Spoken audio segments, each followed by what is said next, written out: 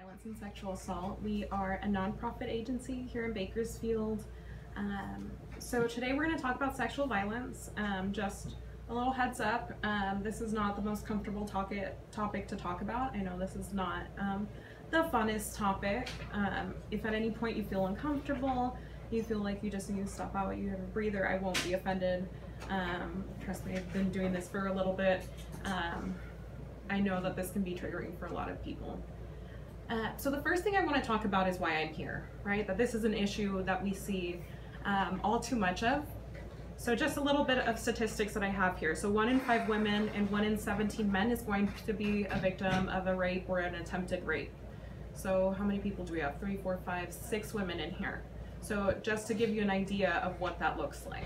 This is something that's happening a lot. And like she mentioned, if you don't know anybody, either they're not saying something or in the future you definitely will.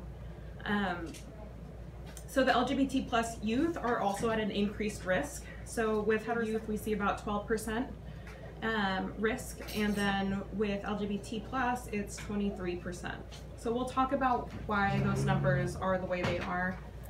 1 in 10 victims of sexual assault is male. So this is another one that we're going to talk about. Why is this the case? Why do we think this number is probably not very accurate? And 1 in 14 women report experiencing a completed rape before the age of 14. So this is something that's definitely happening, and we need to be aware of this. For a very long time, this was something that nobody talked about, probably for the same reason that, you know, I mentioned, like, this is a big trigger, so it's just not a comfortable thing to talk about. But now we know that this is really important to talk about. So what is sexual violence, and why am I not saying rape? So this includes rape, sexual assault, sexual violence. Sexual violence encompasses a lot of different things. Rape is different than sexual assault. Rape is unwanted penetration, whereas sexual assault can be a variety of different behaviors. Also, when we talk about sexual violence, digital abuse is also considered a type of sexual violence, or it can be, right? So if you're getting unwanted pictures, nude pictures, that is also considered a type of sexual violence. When it comes to rape, again, although rape is a type of sexual assault, not all sexual assaults are rape. So there's a different, and when it comes to rape, we have a lot of different types, right? So we have incapacitated rape. So just based off of that, can you take a guess as to what that is? If the person can, if they're like tied down, like, for example? Okay, so they're physically restrained in some way? Close. I thought it was that they were unconscious. So if they're unconscious, if they are, you know, passed out, drugged, yeah, so all of this is considered incapacitated rape. What about stranger rape? I'm assuming it says it in the title. Yeah, it says it in the title. It's a stranger, so somebody we don't know. Whereas the opposite of this would be the bottom one, which is acquaintance rape. So acquaintance rape is somebody that you know. It doesn't necessarily have to be a partner. It can be you know, somebody that you agreed to go on a date with. It can be a friend from school. It can be a variety of different people. And then we also have marital rape, right? Because there's this idea that you cannot rape your spouse, and that is absolutely not true. And then the last part that I want to mention about sexual violence is reproductive abuse. So reproductive abuse is things like tampering with birth control, which is now on a bill to be passed to be against the law. Forcing somebody to get pregnant, this is a type of sexual violence. Forcing somebody to have an abortion, this is a type of sexual violence. So all these different types of sexual abuse and reproductive abuses, these are all different types of sexual violence. So what I mean by sexual violence is that is this continuum. So there's a large variety of behaviors. And depending on those power differentials, this all has to do with this. So we have on the left side things that a lot of people are kind of okay with, right? Objectifying gender-focused jokes. Who has heard something like this before? One? You're lying, guys. You probably define it. Huh? I like to like define it a little bit. So one of the worst ones is rape jokes. Who's heard a rape joke before? What joke? Rape jokes. On the news, like TV. On the news, on comedians. Have you heard it from comedians? Yeah, so making fun of this. People who at different schools are calling out rape as a joke. This is what we are talking about here, and it is very problematic. Sexual comments. So how about catcalling? Has anybody been catcalled before? You're walking down the street and somebody whistles at you, somebody says something inappropriate. This is a type of sexual violence, and it contributes to all these other ones that we're going to talk about as well. And part of the problem with this is that once we start allowing this one, we start allowing all the other ones. So inappropriate advances, non-consensual touching. So this all, even when we look at non-consensual touching, a lot of the times, especially as women, we're told that, you know, oh, she just grabbed your butt, it's not a big deal, right? Like, he's just dumb. So we're told kind of to accept this. So we're going to talk about now some contributing factors. So the first one is alcohol and substance use. This is not a cause of sexual violence. Is it correlated with it? Absolutely. So the most commonly used substance in sexual assaults is not the rape drugs, it's actually alcohol. 60 to 65% of the time, the assault involves the use of some kind of substance. And we also see that they're more likely to have injuries as a result of the substance abuse. Again, this is not a cause of sexual violence, but it is often used in a lot of sexual assaults. What about societal attitudes? What do you guys think gender norms have to do with sexual violence?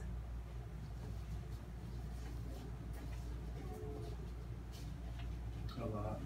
A lot? I think they think men can't be raped. Absolutely.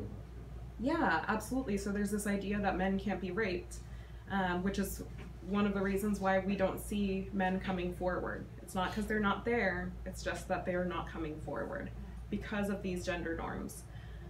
What else? How about for women? The way you dress? Like the way they say women dress that they cause. Okay, they so bring it upon themselves. So yeah, so women are told to dress in certain ways. There's ways that are considered more appropriate than other ways, and sometimes we blame people because of the way that the clothes that they're wearing. We know that this is also not true because we know that people who are covered from head to toe in burqas, they are also raped. So clothing has absolutely nothing to do with it. The way somebody looks has nothing to do with it. So absolutely. And we start kind of okaying objectification of people, and we'll talk about how that looks in the media a lot of the times. We also have prior victimization. Unfortunately, a history of prior victimization, so of being sexually assaulted in the past, increases your risk. It also increases your risk of both victimization and perpetration. So a lot of the times people who perpetuate this, they are also survivors, and so we see this kind of generational cycle of abuse kind of recurring, like going over and over and over again. And then the last one is rape myth acceptance. So we talked about a couple rape myths, right? So one of them is that men can't be raped, that clothing, you know, if you're walking late at night, if you are wearing certain clothes, that you're just asking for it. This is what we hear quite a bit. We know that people who are more likely to accept these rape myths, we know that perpetrators are actually more likely to accept these rape myths. They have been shown to have less empathy, so these rape myths cause less empathy. And this can lead to a lot of negative consequences for survivors. So some of these rape myths that we've heard are that women are often lying, right? We hear it all in the news that either for money or for attention or whatever, that somebody is lying, right? So we know that this is a big one. How about when we talked about men can't be raped? Rape only happens with strangers. And then there's this other myth that we call the real rape myth and the perfect victim myth, right? That it's only real rape. Yeah. Or that people can't get married in their, or I mean people can't get raped in their marriage, I'm sorry. Yeah, absolutely. So that people, and it wasn't actually illegal until fairly recently. I mean, recently, like I'm old, but. Like 40 years, something like that? Not even, like, Not even. 1990s, huh? Yeah, and there's some states where if the partner is either on drugs or alcohol, that it's not considered rape. So if it's your spouse, if it's your husband or your wife. So this is still a problem that we are seeing, although they're trying to fight back for that. So what's a perfect victim? What do you think a perfect victim looks like? I would think that probably, like, people would normally think of someone that just, they didn't know their attacker and it was just a random, like, attack. And, you know, like, there was, like, physical proof, I guess. Yeah, so that it was a stranger, Yeah. that it's a stranger rape, so it's some random person that you didn't know, that this person was screaming and fighting, right? Because you have to fight back, otherwise a lot of people don't consider it a rape. There's also this idea that there's bruises, there's no drugs and alcohol, right? So there's this idea of a real rape, and anything other than that is not considered rape. This is one of the harder ones that we try to fight as well, because it's just not the case. So rape myth acceptance. So when we talk about lying about being raped, we know that false reporting only happens about 2 to 10% of the time. This is the same rate that we see with burglary, with robbery, with this false reporting. So this is not different. It's not more for sexual assaults. So we know this. The other one is that men can't be raped. So we talked about earlier how 1 in 17 men will experience rape or an attempted rape within their lifetime. Why do you think that that number is not higher? Why do you think that we believe that this number is not accurate? Because people don't come forward. And why don't they? Because of gender norms. Because of the gender norms? Yeah, so men should like sex all the time, right? Men should want and like sex all the time. So there's this assumption that if somebody gets raped, then they should probably like it. The LGBTQ community, we know that they're at an increased risk. Why do you think that they're at an increased risk?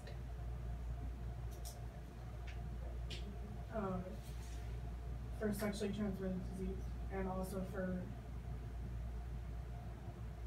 I don't know, probably they'd be more hesitant to come out. Maybe. So there's some problems with them, yeah, some different barriers that they face in coming forward for sure. They're also more likely to end up homeless. They're more likely to use drugs and alcohol. And this actually says nothing about them specifically, but what we know is that they face a lot of stigma. So a lot of the times when LGBT plus communities come forward, they're either kicked out of the house. We see a lot of LGBT plus youth that is kicked out of their house because of what they have come forward with. So a lot of the times people who are homeless increased risk as well. So a lot of the stigma that goes along with this has a lot to do with these different negative outcomes that we see for them.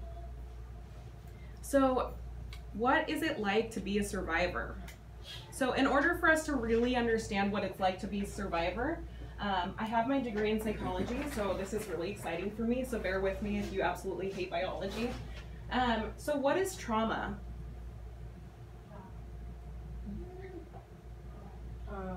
The negative effects from something that happened to you.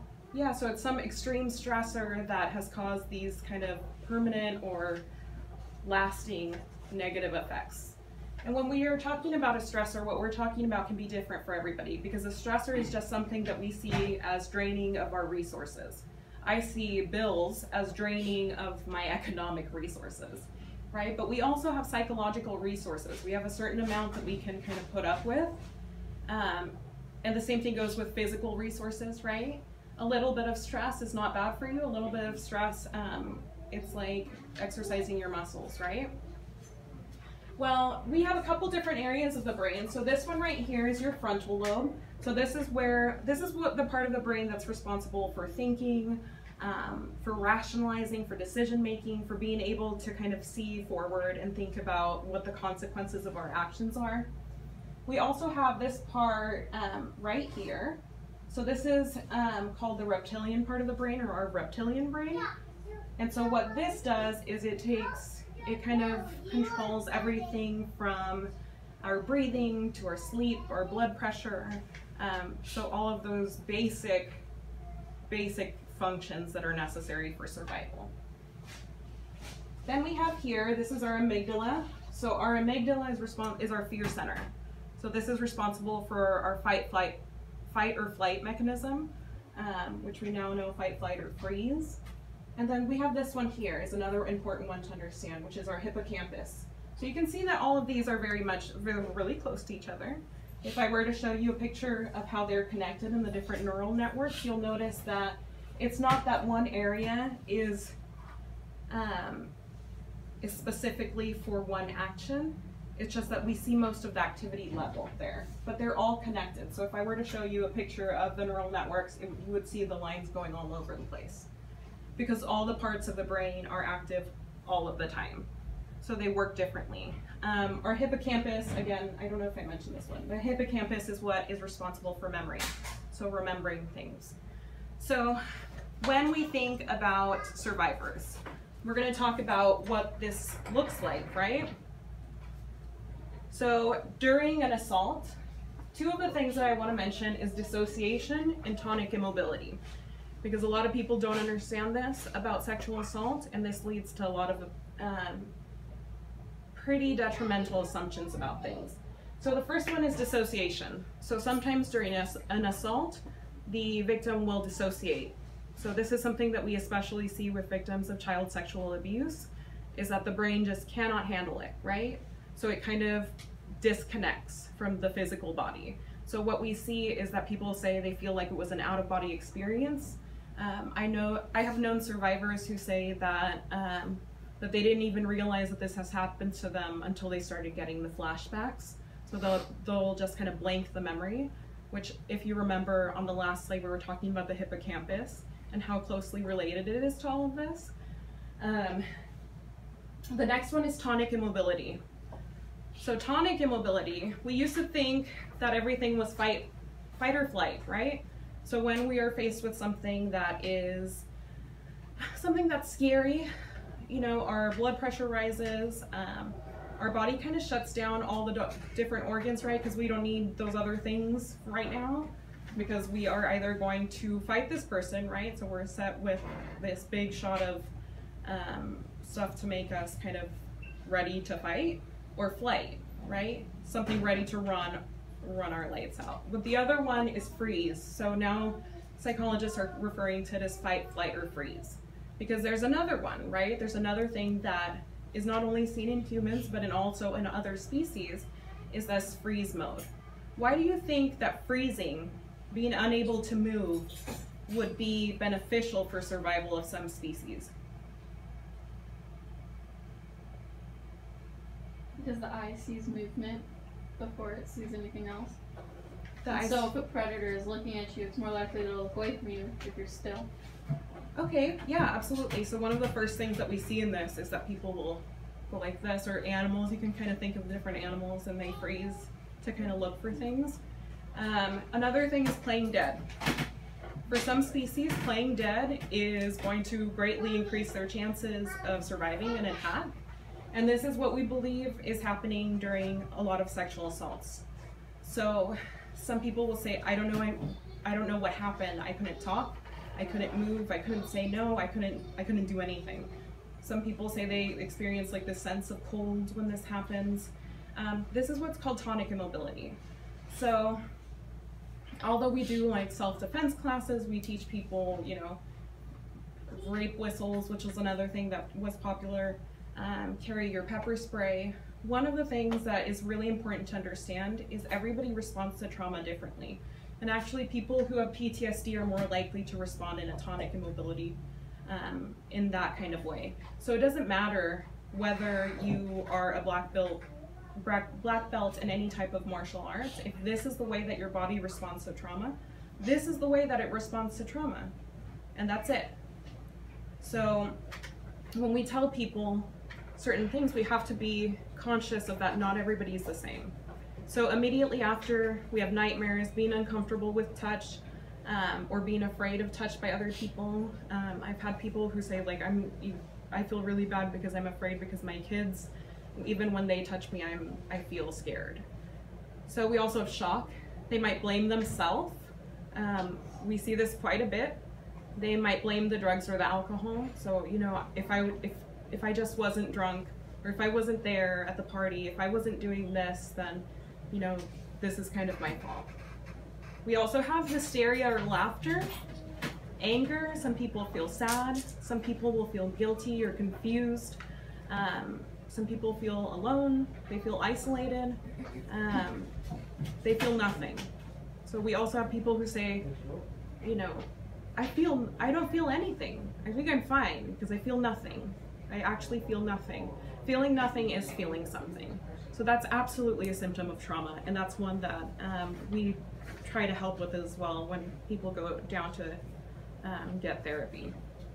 We also have long-term physical outcomes.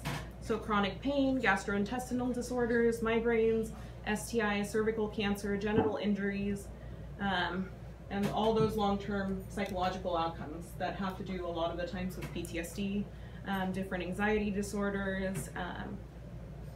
So it sucks, right? This is not the greatest thing. And really, with the exception of maybe like the STIs and cervical cancer, what we're looking at is just different effects of PTSD. PTSD is not something that's specific only to veterans, even though that's usually what we think about. PTSD is something that's really difficult for people to go through, and it absolutely happens with victims of sexual assault, of domestic violence. So that's why we see a lot of these symptoms. And if we look back at the brain, what you can see is that there are actual biological changes, especially in children. They're even more drastic, where the brain actually looks different after it's been through some type of trauma. So psychological outcomes: depression, generalized anxiety, attempted or completed suicide. They're at a higher risk of doing drugs or alcohol. And then there's some social consequences. There's one thing that we call re-traumatization. So sometimes when a victim of sexual assault goes through their sexual assault, this is very traumatizing for them, then they hopefully call the SART center, right, the sexual assault response team. They're taken to the hospital and they're done a medical examination. This is not like your regular visit with the doctor. You know, this is not like a pap smear. This is absolutely different. This can be absolutely re-traumatizing. And then the police want to talk to you, and that is retelling your story again. So that can be re-traumatizing. Now all of a sudden maybe I need to tell my parents. Maybe I need to tell my spouse that this has happened to me. And that's over and over again re-traumatizing. So this is something we really have to consider anytime that we are listening to somebody disclose something, because this is absolutely not just one trauma, it's multiple ones. We have strained relationships. Why do you think that disclosing things to loved ones or family members can be traumatizing? They either don't want to believe it, refuse to believe it, or they're gonna blame you in some way, or you just feel ashamed, no matter what. Some people just feel ashamed and can't say anything. Their parents can be understanding, and they could just feel ashamed and not want to say anything. Absolutely. So in a perfect world, every parent would be understanding and would understand that the victim isn't to blame for this. But we don't live in a perfect world, and that's not how everybody responds. We see lots of blaming comments. You know, why did you go to the party? Why were you wearing that? Why did you kiss him? So there's a lot of misunderstanding when it comes to this.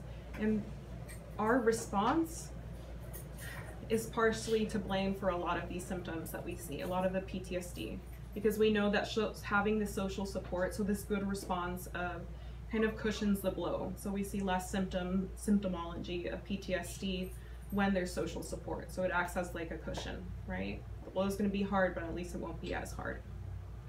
So we see less frequent contact with friends or family. That's part of the reason. Even if friends will be supportive or family will be supportive, there's the fear that they won't be. So some people don't ever come forward. And this isolation, it can be very, very isolating to be a survivor of sexual assault. We have people who feel like they're weird, like nobody will understand, that they're gross for some reason for going through this. There's a lot of different feelings that people feel like. And so when we start talking about the responses, it's really important that we remember this. So these symptoms of PTSD are normal responses. So this is one of the things that I always tell survivors, is that this is not, you're not weird in any way. Your body's trying to protect you. You know, of course you're going to be afraid of touch when somebody has done this to you. So your brain is trying to protect you. So these are normal responses of the brain to abnormal stress. So what I would like you guys to take out of this part is just try not to minimize the experiences of others. So not understanding, you know, asking like, well, did you fight him? Did you say no? Are you sure you said no loud enough? Why didn't you say no? That sometimes this is just not how the body works, and that's not what's going to happen. And that's not their fault. This is just the way that this is the way that their brain sends the message out and tries to protect it. Yeah. Can I ask a question? It's kind of like a two-part question. Yeah. What would you suggest for people if anyone in their life comes to them and tells them that they've been sexually assaulted? And also, the second part to that, what do you do if they tell you that they don't want to call the police or do anything like that? So we're going to go over that. Oh, okay. So give me just a couple slides and we'll get there. Trauma has many faces.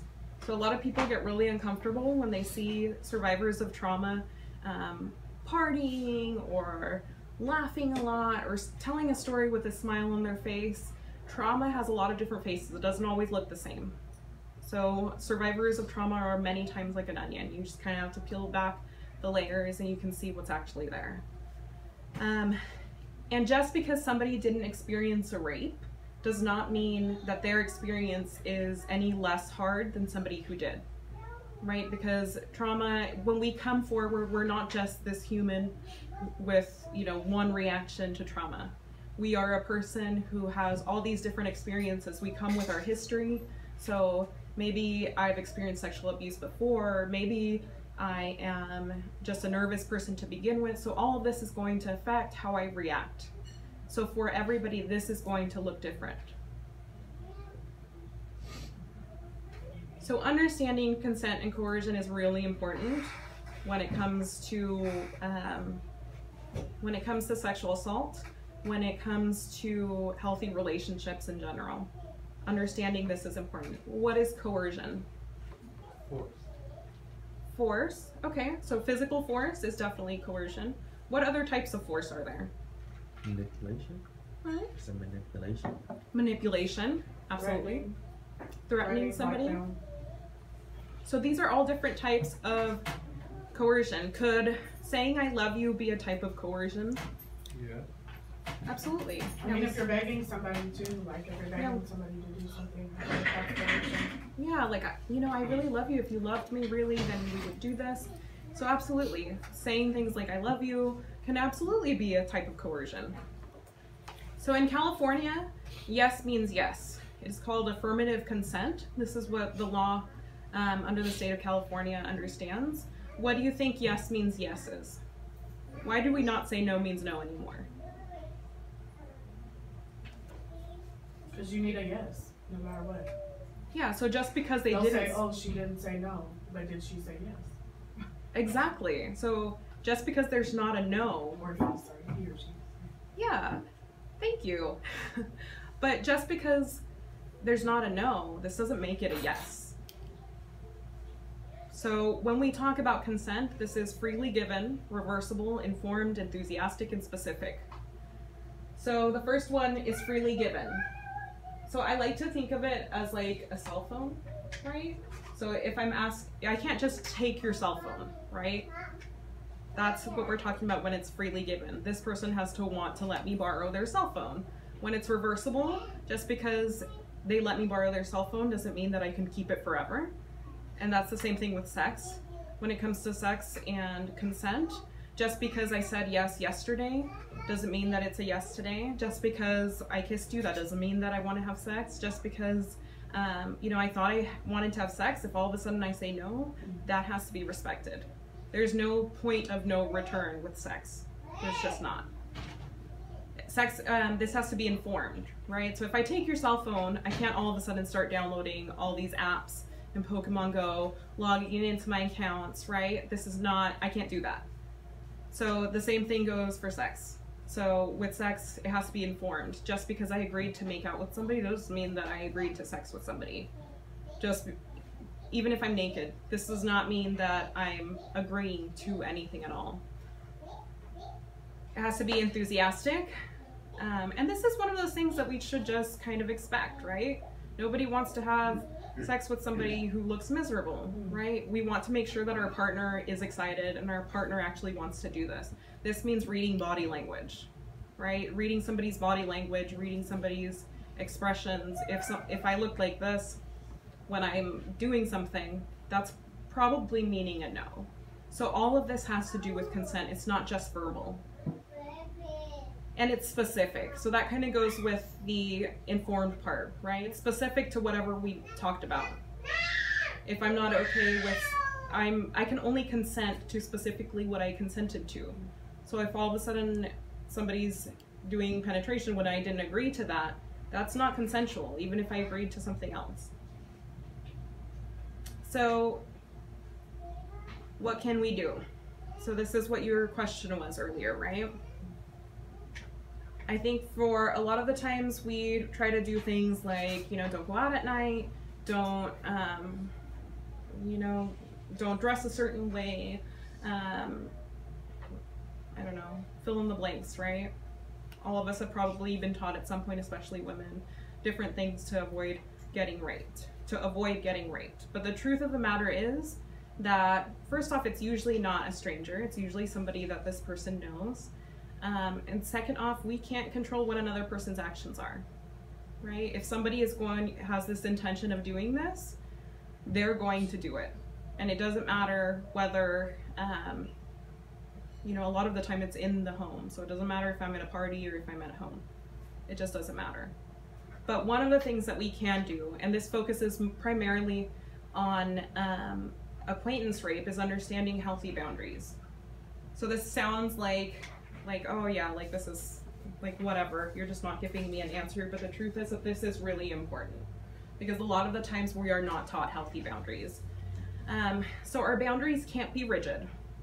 Why can't we have rigid boundaries?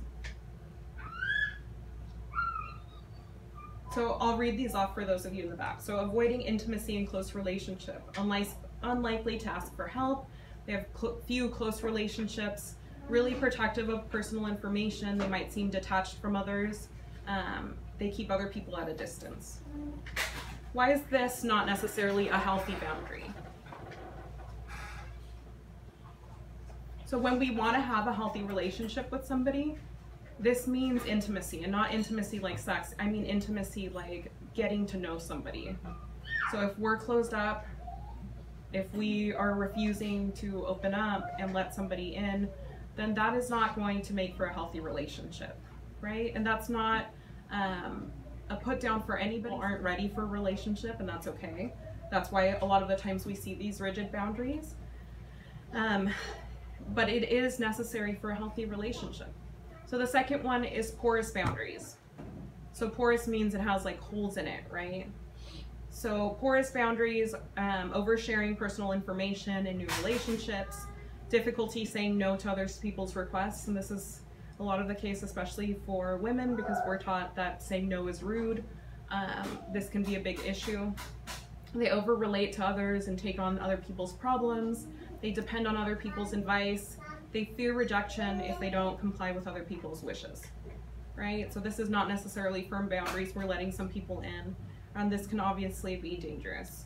So healthy boundaries. So what is a healthy boundary? Valuing our own opinions, respecting other people's boundaries and values. This is really important because in order for us to really take to really have equality in a relationship, this means taking responsibility for our own actions as well. So sharing personal information in an appropriate way with an appropriate relationship. Being able to disclose the appropriate amount of information. Knowing personal wants, your needs, and communicating them to others. So knowing what you're okay with is really important for boundaries, right? Because if you don't know what you're okay with or what you're okay to try, then you're absolutely not going to be able to communicate it to somebody else. And accepting that when others say no, and accepting when other people say no to them. This is healthy boundaries. And you can't have a healthy relationship without having these healthy boundaries. So we have to understand our rights, especially for, how many of you have kids in here? So especially for those of you with kids, because a lot of the time we do things that teaches kids that it's not okay to say no sometimes. It's not okay if it's an adult, right? If it's an adult, you have to listen, which is incredibly problematic, right? With child sexual abuse, if they feel like they can't say no to an adult, this is dangerous. Teaching them their rights, and for us also to understand what our rights are. So to decide what, you have the right to decide what you want to do with your body, regardless of whether you're in an intimate relationship or not with somebody. You have the right to decide what is done to your body. You have the right to say no without an explanation at any point in time, regardless of your gender, right? Men have a right to say no to sex. Women have a right to say no to sex. Both of you have a right to say no to all of this. And to do it assertively, right? Especially with children. I think, at least for my generation, it's, no, even for future generations. I go and I talk to middle school students who, one of the little girls had said, well, you know, because I was talking with her about consent, and she had said, well, you know, sometimes he just holds your hand and that's just something that happens. And, you know, you can't really do anything about it. And I said, why can't you do anything about it? And she said, because that'd be rude. So we're not teaching kids that it's okay for them to say no, right? You don't have to hold somebody's hand. That's just not, it's not rude for you to say what your boundaries are. You know, there's other kids who we see, teenagers who we see who say, you know, I don't really want to break up with him because I feel like it's going to be rude. Like, I don't want to hurt his feelings, it might be rude. If, you know, he's gonna feel bad. You're not responsible for somebody else's feelings when it comes to your boundaries. So this is one thing that's really important to understand. We have the right to be free from unwanted harassment, whether it's on the street, whether it's with our partners. We have the right to feel safe and respected in our relationships, whether it's online or offline. This makes it sound really easy, but I know that setting your boundaries is not easy. It becomes easier with time, not easy. And there's people who are not gonna like that, right? There's people who are just not gonna accept that your boundaries are what they are. But you are not responsible for another person's feelings about your own boundaries, right? So if they're upset about it, they're upset about it. They're your boundaries, they're not anybody else's. And they have to respect that. And what I tell kids, sometimes when I talk to certain kids who are in relationships, or even adults who are in relationships, and they, you know, they're in a relationship and they feel like, you know, I'm uncomfortable with, I'll give you an example of one kid that I talked to recently who said, you know, he says he wants to marry me, and that's weird because I'm just a freshman and I'm uncomfortable. And I told her, well, like, why don't you tell him? Why don't you just tell him that you're uncomfortable with that, you know? Because you let it go on for so long, like, you have to communicate your boundaries too. Yeah, and absolutely. Like you said, like, it's your responsibility to communicate your boundaries, and with your kids, it's your responsibility to make sure that they know how to communicate. Absolutely. Like, and when I told her, she was like, well, you know, like, I don't want to seem rude or anything when I'm saying that. And I'm like, well, you know what? If he's really as nice as you say he is, then he'll understand this, because it's perfectly reasonable for an 8th grader to not want to talk about marriage with their partner. It just makes sense. The other thing I want to mention is think about your media consumption. I feel like this part is really dangerous for me to say because it totally ages me, right? I don't want to sound like an old lady. I'm not saying stop listening to music. I'm not saying stop watching movies, but think about the movies that you're watching. Even think about the kids' movies that you're watching, because a lot of media doesn't portray healthy consent. That's not what we're teaching our kids. And the thing is that media matters, that there are advertisers who spend billions of dollars trying to control your behaviors or affect those behaviors. The media that we watch does matter. So whether it is like up here, whether it is kids shows or kids movies, down to the music that we're watching, the messages that were sent on certain magazines, all of this has an effect on who we are on how women should be treated, on how men should be treated, because the truth is that gender norms, a lot of people think, you know, oh, well, this is just a feminist crazy thing. But the truth is that it's not about women, it's also about men. Because it is not fair for a man to feel like they can't come forward with a sexual assault. It is not fair for a man to feel like they have to do certain things, right? This is not fair. So gender norms hurt everybody. So, right, we have to make healthy gender norms. We have to kind of build this consent culture.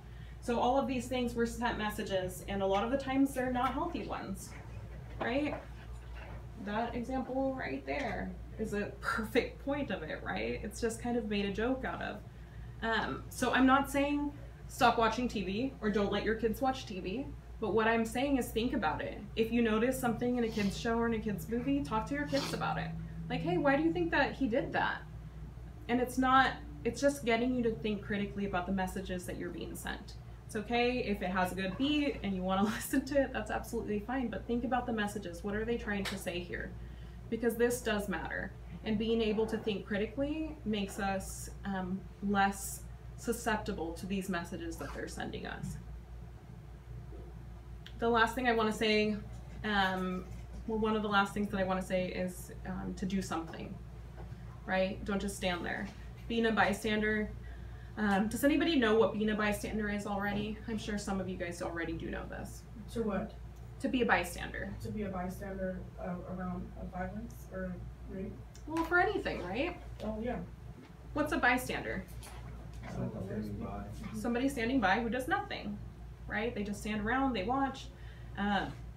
We have to do something, whether it's domestic violence, whether it is trafficking, whether it's sexual assault. We need to say something. Being a bystander or being an upstander or not being a bystander does not mean going into the situation and then beating the crap out of the abuser or the person who's perpetrating the action, right? I'm not telling you guys to be unsafe, but there are things that we can do without being a bystander, and sometimes, especially for people who already have gone and have disclosed to us, being an upstander means just talking to them and being able to say, hey, like, I've noticed that something's wrong. I noticed that you seem really quiet around your boyfriend and he's, you know, he does all the talking for you. Is there something wrong? Like, can we talk about this? That's just saying something sometimes is enough to not be a bystander. For those people who do see something, intervening in the moment, so saying something, going in there and distracting or breaking up the situation in some way. The other option that we have is distracting them. So, you know, hey, do you want to come over here with me or come with me to the bathroom? That's something we girls like to do a lot, right? And the other one is delegate. So sometimes there's people, sometimes there's situations that are just not appropriate for us to go into. So sometimes if it's a bartender, a security guard, if it's a teacher, if it's the police, we need to do something. And sometimes that means calling the police. And so being able to assess the situation is really important. So there's a couple things about responding to somebody who discloses that they have been they've been a victim of sexual assault that are really helpful for people, right? Really supportive. We know that we can lower those symptoms, those kind of bad symptoms that we see in PTSD. We can make lives easier for survivors of sexual violence. And then there's things that we can do that are really hurtful, right? Can we think of some bad things, some things not to say to a survivor? Did you say no? Did you say it loud enough? It could have been worse. That's a really awful one. There's not ever an empathetic situation. The worst thing could be making a rape joke right after. Making a rape joke? Absolutely. Rape jokes should not be ever okay. And so that's absolutely, yeah, that's absolutely right. So don't expect that they're going to say something. Don't expect them to come forward to you. That is being a bystander. And a lot of the times they won't. Most of the time they don't. That's the truth. The truth of it is that people don't come forward because as a society we don't treat them very well. And the message that we send when we talk about survivors, whether it's people on the news who, you know, celebrities on the news that we don't necessarily like, this sends a message to other survivors. So think about the words that we're using and what we are saying. This is really important. Respect their boundaries. So if they don't want to talk about don't ask unnecessary questions, right? What did he do after that? Like, you're not an investigator. This isn't just a gossip story. So just listen to them. That's the most important thing, is just let them talk. Tell them that this is not their fault, because I can guarantee you they feel like it is. And encourage them to seek help or report. And this is kind of comes into what you're saying, right? What about if they don't want to? Unfortunately, this is their decision, you know? They're more likely to come forward if we support them. And so what I would say is, you know, I'll go with you. I'll go with you to report if you want to. I'll go with you to the Family Justice Center just to talk to somebody. Right. I'm going to tell you guys a little bit about like the agency and the FJC. Because that is really helpful in understanding when you're talking to survivors. So make sure that you're there for them. Because even if right now they're not ready to come forward, maybe they're ready later on. And maybe having somebody there is good. Yeah. I kind of had a situation where I was actually talking about the other week, and I was kind of beating myself up. And it was a situation that happened a couple of years ago where I had a group of friends that were spending the night at my house, and a girlfriend of mine was sleeping on my couch, and then the guy friend was sleeping on the other side of the couch. And pretty much we were for a walk in the morning, and she disclosed to me that he had assaulted her while she was sleeping, and this happened overnight. And it was like, I look back on it now and I feel so bad, because I feel like, how could I not know all of this? How could I not, you know, like immediately just like take her side and like, you know, but it was just like a difficult situation, because then as soon as we go back and there's a confrontation, like he wants me to believe him, and oh no, I could never do that, like she's lying, you know what I'm saying? Yeah. And I have my girlfriend over here who's like, no, he really did it. And then I ask her, you want to report it to the police? But then she says no, you know what I'm saying? And then other guy friends are making excuses for, oh well, she acts this way at night, so maybe she's not innocent, you know what I'm saying? Just all the negative thoughts getting in your head. And it's like, in that situation, I look back on it now and I'm just like, I really didn't know how to respond, and I hope that I was supportive enough to her, you know, but I can't say that 100% just because of the difficulty of the situation, and when it's like two friends. So like, that's kind of why I was asking your advice, is like, how do you decide, I guess, whether to believe somebody or not, or who to believe, like, when you haven't seen signs yourself, like. I think that someone's lack of not wanting to go to the police, like, does that just automatically make them guilty? Or not telling the truth, like. That's not necessarily true. I know that, but I'm just saying, that's the way that people act like. That's definitely, and usually I put in here, I didn't put it in this one, I don't know why, but usually I put it in here, like, why don't people report to the police? Right? Because that's the first thing, is understanding why they don't report to the police. Why don't people report to the police? What do you guys think? Stigma. The stigma, your reputation, right? You can already see that, it sounds like with your friend, that she already had this stigma, right? Yeah. Why else might they not want to report? Well, she wasn't straight either. She wasn't a straight woman. She was a lesbian. Okay. So I feel like that also had to do with it too. And then I said I had other guy friends making excuses like, oh, well, when she gets drunk, she comes on to guys, like, da da da da da. So, you know, like, that's still, it didn't excuse it, but it's just like, I genuinely didn't know who to believe, because I wasn't there. And they were both equal in their friendship to me. And I just feel bad now as a woman, because I felt like maybe I should have like really took her side more and like let her know that I believed her and all this. But then I'm like, how could I definitively say that I believed her, you know? That's probably why it's such a big topic and such a big problem, because there is that 2% or whatever, you said 2 to 10 or something like that, that is false. That's not true. It's like the boy that cried wolf. You don't know who to believe, and because of that one person, you know, that lie, now we throw doubt onto everything. I mean, I don't know the situation, I don't know the people, I don't know any of that, but there is a 90%, at least a 90% chance that what she was saying was correct. Right. Yeah, and this is the same rate that we see for other different crimes, and we don't ever question that, right? Mm-hmm. Even for burglaries, you know, like, they're just trying to get the insurance money. Like, are you trying to get the insurance money? Did you break into your own house? Like, we don't ever ask those questions when it comes to that, and it's not different. right? So even though it's a different crime, we know that the number is the same. Actually, we think that that even might be lower just because of how they look at these statistics. Because even some false reporting, some jurisdictions will report something as a false report if a victim comes forward and then decides not to. Then they put that in as a, okay, this is a false report. Plus, it doesn't always help when the person at the cell can seem like a normal person and they could act like a normal person. Yeah. Which is actually what we see in They could abusers, seem like right? the most peaceful person in the world and they could be the opposite. Which I had no type of clues, zero, none. And then a year later after the incident, I heard from another girlfriend that he was harassing her online. And then I saw the messages and then I just knew, like, okay, she was probably right about that dude all along. And I thought that, I mean, like, I've been through stuff myself and I can't understand as a woman how I even have that type of thinking. Like, oh, maybe, you know, like, maybe you didn't do it, maybe she did. So, first off, we live in a society where we're told that if a boy pulls our hair, that he likes us, okay? So don't blame yourself. I know that before I started working here that I don't know that I knew all of this, right? And that's why we're coming out, right? We come out and not just here to everywhere because we want people to understand this and to respond better. So that's absolutely not your fault. That's why I'm here. You know, hindsight is 20/20 most of the time.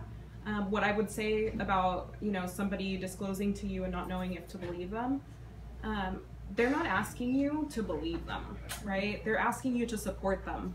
Most of the time they don't come forward to you. They're not coming forward to you to, like, I don't even know why you would come forward To get something out of it, like. Yeah, they're not coming forward to get something out of it other than support, right? So we're not investigators. That's not our job. So being able to be there for them and support them, I would always say, you know, believe the victim because there's not going to be any harm in believing them. You know, what does that do? And your decision with the other person is your decision with the other person. But this person is asking for support. So they're not asking you for you to believe them. They're going through something and they want you to listen to them. There's a lot of reasons why people don't want to report. It's not as easy as it sounds. It's just going to, you have to go into the hospital. They have to do an absolutely invasive medical exam, right? Where they have to take pictures of, you know, private areas. They have to insert things. It's not a comfortable procedure. It's a long procedure. Then you have to talk to the police. And I'm not saying don't report. I would absolutely encourage everybody to report. But I just want you guys to understand why somebody might not want to. Already, like, what it sounds like with your friend is that already people weren't believing her. Yeah. So if nobody's believing me, even now, like, why would I think that the police would believe me? Yeah, it could also make you kind of feel like crap too. The Yeah. people around you that you care about just don't even listen to you. Yeah, and then that idea that, like, well, maybe I did something, you know, maybe I get drunk and maybe I am. Or like when her Kind of friend, flirtatious. I slept with him on the couch. He was on the other end, and I was like, maybe I shouldn't have slept on the couch. Yeah, so there's all these It'll making you doubt ideas. yourself and blame yourself. Or her sexuality. It'll start making you think maybe I deserved it. Yeah, I mean, a maybe victim I deserved it. will always be able to turn it back on themselves because Yeah. they're the ones that live with the event and they can think about it the most. Yeah, it's Yeah. really hard. It's a really difficult situation. Reporting is not easy. And so I think that although we really want people to report and although we really want people to, you know, justice to be served, Yeah. for whatever reason, for each person, this isn't the same. You know, maybe it's not for them. This is just not the right decision for them right now. My thing with that is encourage them to get help. So, for example, at 12 years of age, you can get any type of service without, like counseling services, without a parent's consent, right? Just to let you guys know a little bit about the Family Justice Center where our case managers are at, that is, everything that you say to the case managers there is completely confidential. So you don't have to go to law enforcement because I think they have a representative or somebody just in case they do want to. They can just go to talk to somebody. The other option that I would really recommend is the crisis hotline, and especially for people who have friends who are in like domestic violence situations. just letting them know you don't even have to tell them who you are. They'll ask your name, but you don't have to tell them. You can make up a name. If you want to seek help, if you want some help, like just psychological help, then, you know, I'll go with you. Or I'll be there when you call if you want me to. Because sometimes that's just what they need. Some people are just not ready to go those steps further, but at least they can help themselves. And honestly, once they help themselves, like psychologically, usually they're able to kind of advocate for themselves and do the, you know, farther steps.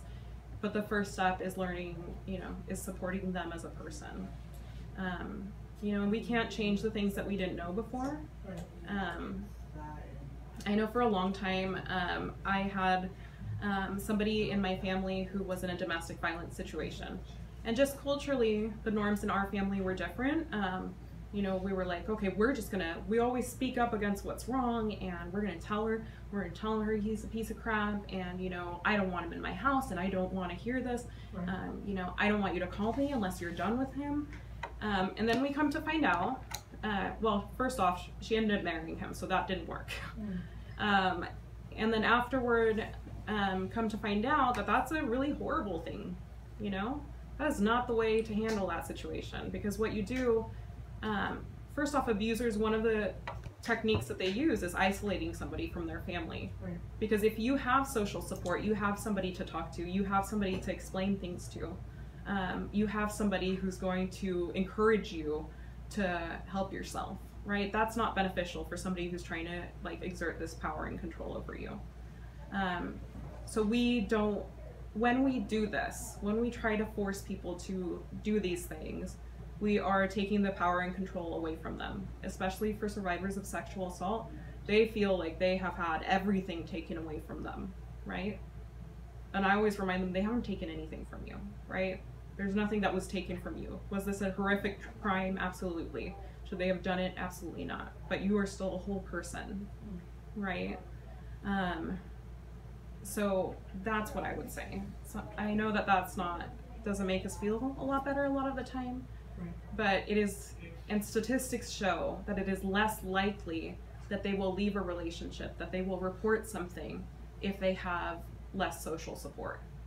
So, you know, if we're thinking about what's the best way, the best thing that we can do, giving them social support, telling them, okay, you know what, you don't want to talk about it right now, that's absolutely fine, but I'll be here when you want to talk about it. Some other things that I would say, some of the things that have happened to people are horrific, right? They're just awful. It's just absolutely despicable what some people can do, right? But when we are disclosed with something, just be calm about it, right? Because somebody already feels isolated. They feel weird. So we want to have a calm demeanor when we talk to them and just tell them, these same things, right? So don't act like it's the end of the world, because in reality it's not. It's this awful thing that this person did, but let's try to support them how we can. The last one is don't say you're sorry. So I actually added this one today because I heard a story about somebody who said it. So don't say like, oh, I'm sorry that you went through this, right? Most of the time if we say like, I'm sorry that you went through this, well, the response that we get afterward is, oh, no, don't be sorry, you didn't do anything, right? So we have to remember who's the victim here. It's not us. And this is just really empty, right? What does that even mean? It doesn't mean very much. Don't tell them that you understand what they're going through. We have to think of this person as a whole person, and even if I've been through something similar, that doesn't mean that I know what they're going through. I don't know their history. I don't know who this person was to them. I don't know their situation. As much as they try to explain it to me, the truth is like I don't know what they went through. So I would say, avoid saying that first. Avoid that. And the other one is safety first, and that goes more for like bystander intervention. So if you see something happening, think about your safety first, don't just jump in there if it seems like it's unsafe. So there's other ways to do something without doing that. So do you guys have any questions about anything that I went over? I know some of it is kind of like just a lot of information. Let me tell you a little bit about our agency, and I brought a bunch of materials here. So again, at age 12, adolescents can receive services without an adult. We do have complete confidentiality, our case managers and our advocates. We offer individual and group counseling. All of these are free. Case management services. We have that 24-hour crisis hotline. And for people who don't want to leave the relationship, again, just extra, or don't want to report, I would just encourage you to tell them that about the crisis hotline. You want to talk to somebody, call and talk to somebody, because sometimes that's all people need, right? And they don't want people to be pushing them or forcing them out of things. And a lot of the times the reason people don't come and get help is because they're afraid that people are going to try to control them in that way, right? They're going to try to force them to do something they don't want to do, and that's not what happens. We do a 24-hour hospital accompaniment, so anytime there's a sexual assault, even if it was a couple days ago, we can come out and we go with you to the hospital. We sit there during the exam, we explain to them what their rights are, we explain what's going to happen.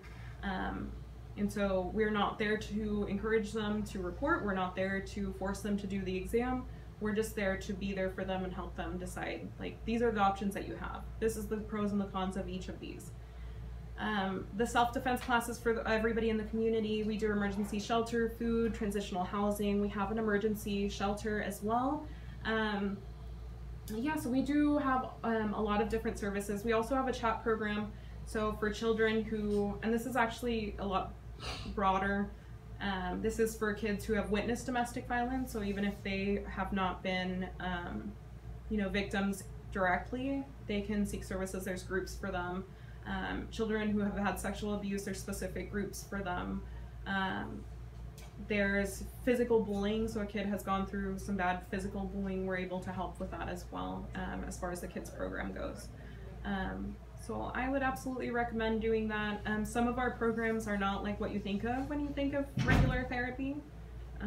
Sitting on a couch and listening to Freud tell you about your dreams. That's not what our therapy is like. And especially for the kids group, it's a lot of art therapy. That's actually not how therapy works anymore at all, but a lot of people have like this misconception about it. So that's definitely not what it looks like. Sorry? Getting restraining orders too? Yes, we help with restraining orders. We'll go do the paperwork and stuff for them.